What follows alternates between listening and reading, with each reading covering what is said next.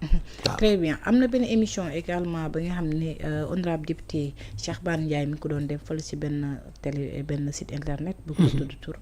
mais gis nañ mu yëkkati fi ay kàddu wax na ba wax ni journée sans presse ba nga xam ni ñun defoon nañ ko fi. Farba moo nekk ci ginnaaw moom moo ko def ci ginnaaw. loolu tax na ba gis nañu ñi nga xam ne ku nga xam ne moo jiite CDEPS di Mamadou Ibra Kane ñaawlu ko bu baax a baax bu wax day annoncé li nga xam ne plainte. alors naa toon ci loolu dama lay jëlee wax bi ci beneen côté Binta gis nga nit ñi naka lañ manqué de démocratie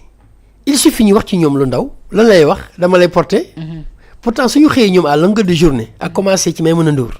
ci Sonko la ñuy xëy ci la ñuy fanaan ci la ñuy yendu du matin au soir il suffit que ñu critiquer leen lu tuuti ñu ne ñu ngi dem si ñu ngi yem porter ji plainte il ne souffre pas de la critique en fait et pourtant il passe longueur de journée ci nit ñi Cheikh Yérim lay invité wala sax ma jàmbal laa la ñuy wax ci gouvernement bi ci ministre de la défense lu leen neex la ñuy wax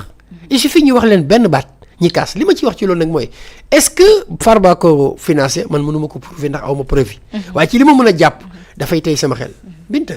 Pape Alé Niang jàpp nañ ko fi mu def grève de la faim on était tous ici hein il y avait pas de journée de la presse Walfadjri coupé nañ signalam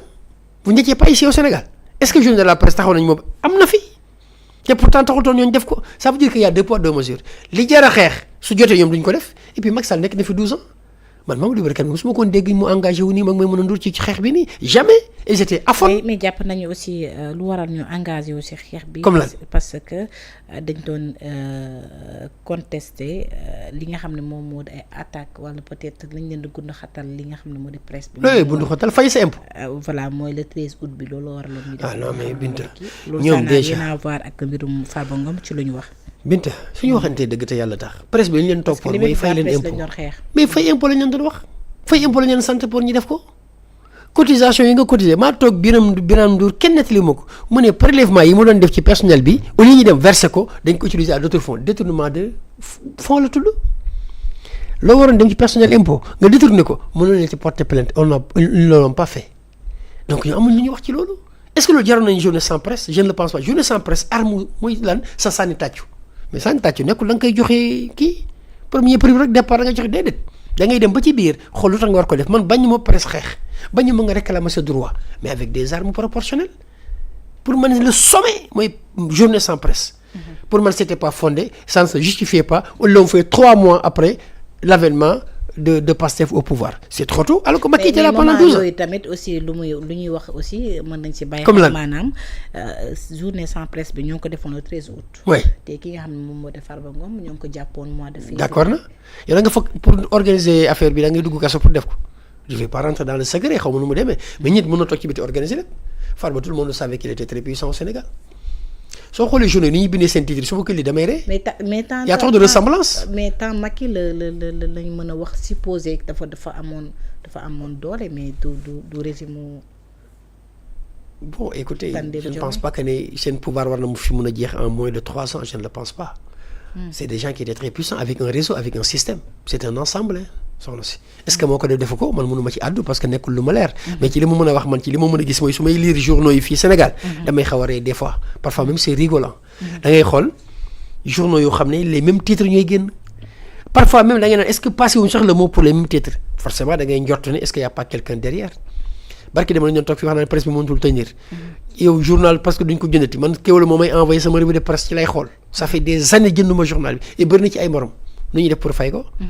mais mën du toogoon na fi ñeneen am na ñoo xam ne seen salaire day jógee palais moo ko doon wax kenn nettali ko moo ko wax ñëpp dégg ko ça veut dire quoi dans cette presse là tout n'est pas voilà blanc comme neige donc il y a des gens peut-être derrière qui sont derrière à tirer les ficelles il y a des choses yu état bi def comme wàññi ceeb wàññi lépp da ngay dégg silence total il suffit benn bruit bu ndaw am ñoom ñëpp ñuy jógandoo ci wax ça pose un souci li ñu mënul wax rek mooy Coupe d'Afrique bi ñu nekk nii kese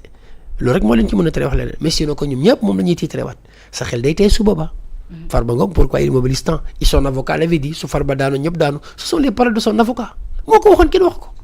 su daanu ñëpp daanu boobu kan mën nañ ci njort ne ñi fa nekk bëri nañ et téléphone yi wane ne ko ñi nekk ci presse bi ñi nekk fii di compléter journaliste bu nekk lu muy doyeeg Farba Ngom kaso pour wax ak moom et ainsi de suite foofu laay waxee ak yow ça veut dire que maintenant l'enquête Attendons de voir, on est un peu pressé, mais attendons que l'enquête livre ses secrets pour voir ce que cela va donner. Voilà, c'est ça. Farba bi nekk prison nag ngay mën a xëy na dañ ko doon nemmeeku. xëy na waa presse journaliste yi ñuy wax xëy na dañ ko doon. nañ ko seeti par visite tu as le droit. 2 fois dans la semaine ngeen dem seeti ko xool nu mu def. ñaanal ko parce que ku am sa mbokk buñ jàpp même su nekkee tamit ne yaakaar nga dañ koy jàppee yoon la mais nga dem seeti ko seet nu mu def masawu ko coono.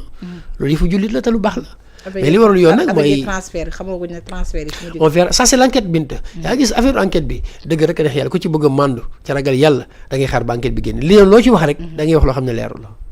wax nañ lu bëri Yacine wax na nañu xaar elle a des preuves on va donner ça aux enquêteurs. Ils vont édifier l'affaire xool mbir mi nu mu demee c'est leur métier ils vont nous dire les tenants et les aboutissants. moo gën a prudent.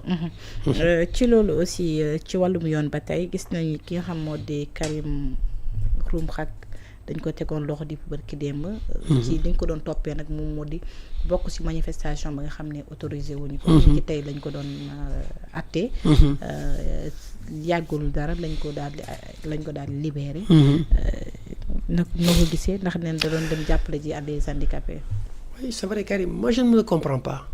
mënuma comprendre nga topp benn mbir di ko xeex ba mu accéder au pouvoir il faut être de l'intérieur et essayer de rectifier les choses c'est comme Y'en a marre yaa gis Y'en a marre ils avaient commis cette erreur yaa gis dañoo xeex ba yegg si au pouvoir dañoo waroon dugg ci nguur gi un système on le change de l'intérieur et pas de l'extérieur soo duggee ci biir ngay am position am ay moyens di wax ñu lay dégg nga am autorité pour wax malheureusement ñu l'ont pas fait gis nga fuy mujj Karim loolu moo koy xool il va se perdre day mel ni benn am buy air du xam fu mu jëm parce qu'il va se perdre su teyee mu ànd ak ñi nga xam ne la taxawoon di wax ñoo rey Aline Badara Ndao yaa ngi fàtte Imam Ndao mais Karim moo taxoon man ma gën ko xam gën ci porter attention tey ñooñu la àndal xam ne Imam doit se retrouver dans sa tombe aujourd'hui quand il voit Karim en train de faire ces choses là si dina jaxle yaa gis Binta mën nga contre nit mais il faut que tu restes cohérent et constant mënoo wax Macky Sall lépp mu jàppale tëj la ci kas yu ba nga bëgg a dee ba nga génn nga bëgg a àndaat ak moom y a un problème naan na ma bal ak et consort y a un souci d'incohérence je pense que il a un problème non il a un souci réel il a besoin peut-être d'être aidé c'est à ce niveau-là que ça parce que ni muy doxalee mënoo ci gis benn cohérence mu nekk activiste c'est normal que mel ni Abdou Nguer au même titre pour man loolu ñu amee lu waar la Aïssatou Diop Fall lañ toog wax seen xalaat gisuma ci inconvénient mais en fait constance tey nga ànd ak ñii saaga leen subaa nga ànd ak ñële ne leen baal maax finalement di nga baalu Sénégal gi parce que ñëpp la xas à un moment ça pose un souci il faut nga def combat par conviction